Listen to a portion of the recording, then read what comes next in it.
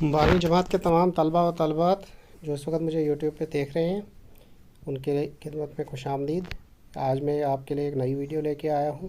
اس سے پہلے کہ ہم یونیسکو کی چھتری کے سوالات پڑھیں گے، آپ سے گزارش ہے کہ جو لوگ ابھی اس یوٹیوب پہ نئے ہیں، انہوں نے ابھی میرے چینل کو سبسکرائب نہیں کیا ہے، ان سے گزارش ہے کہ چینل سبسکرائب کریں تاکہ نئی ویڈیو کی نوٹیفیکیشن آپ کو سب سے پہلے پہنچ جائے۔ آئیے اب ہم دیکھتے ہیں کہ یونیسکو کی چھتری کے سوالات اور ان کے جوابات۔ درج ذیل سوالات کے مختصر جواب لکھیے۔ مصنف نے بیوی کو خط میں کیا لکھا؟ یہ پہلا سوال ہے۔ مصنف نے بیوی کو خط میں لکھا کہ وہ ہمیں آج مل گئی ہے، دیکھنے میں کچھ خاص نہیں لیکن پھر بھی اچھی ہے، اب ہمیں اس کی رفاقت میں ٹوکیو کے شب و روز گزارنے ہیں اور اس کے سائے میں رہنا ہے۔ یہ پہلے سوال کا جواب ہے۔ اب دوسرا سوال یہ ہے کہ مصنف اور اس کی بیوی کے درمیان ہوئی بات چیت کو اپنے لفظوں میں لکھیے۔ جواب: مصنف نے ٹوکیو سے بیوی کو خط لکھا۔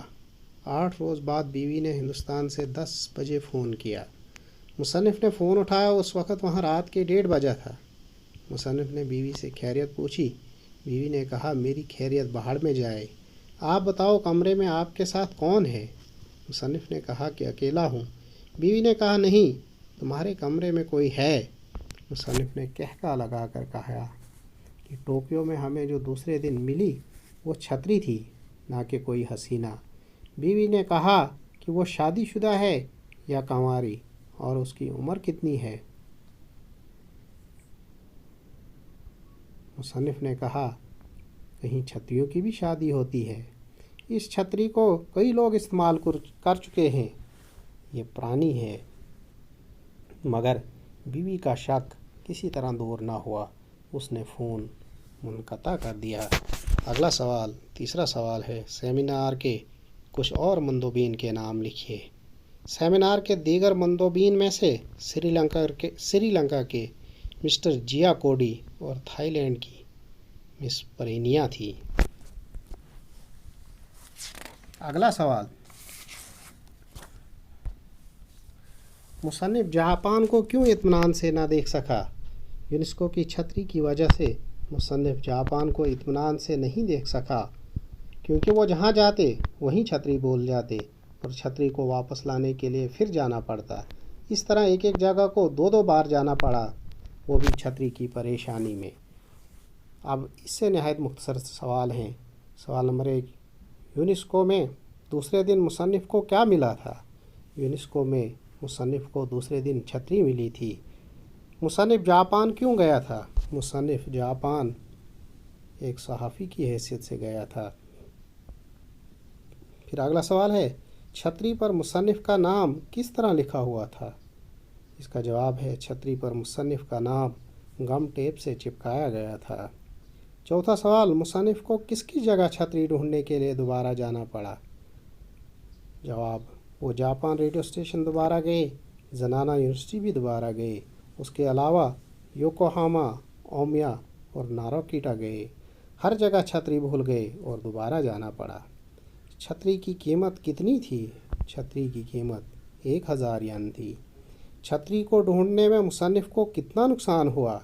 چھتری کو ڈھونڈنے میں مصنف کو 1000 ین کا نقصان ہوا، 5000 ین کا نقصان ہوا تھا۔ عزیز طلبہ، یہ سفر نامہ تھا۔ سفر نامے کے بارے میں نے کہا تھا کہ اس کی تعریف میں اگلی ویڈیو میں کروں گا۔ آئیے اس کے ساتھ مختصر اس کی تعریف بھی کرتے ہیں۔ سفر نامہ کسے کہتے ہیں؟ یا سفر نامہ پر مختصر نوٹ لکھیے، تو اس طرح اسے لکھیں گے ہم۔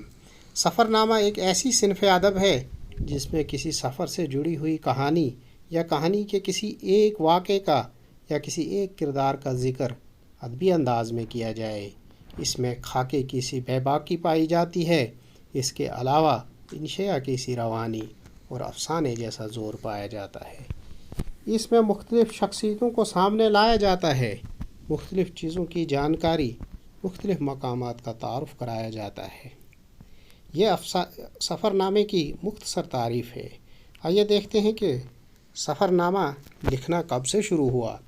یوسف خان کمل پوش کو اردو کا پہلا سفر نامہ لکھنے والا ہونے کا اعزاز حاصل ہے۔ ان کا سفر نامہ عجائبات فرنگ کے نام سے 1847 عیسوی میں شائع ہو چکا ہے۔ اس کے بعد سر سید احمد خان نے 1880 میں مسافران لندن کے نام سے اپنا سفر نامہ لکھا۔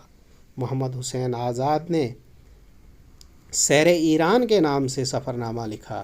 پھر 1950 کے بعد جتنے بھی بڑے نثر نگار گزرے ہیں ان سبھی نے سفر نامے لکھے ہیں۔ اس طرح سے یہ صنف آگے چلتی گئی ہے اور آج بھی سفر نامے لکھے جاتے ہیں۔ شکریہ۔ اگلی ویڈیو تک کے لیے اجازت ہے۔ اپنا خیال رکھیے گا، میرے اس چینل کا بھی۔ والسلام۔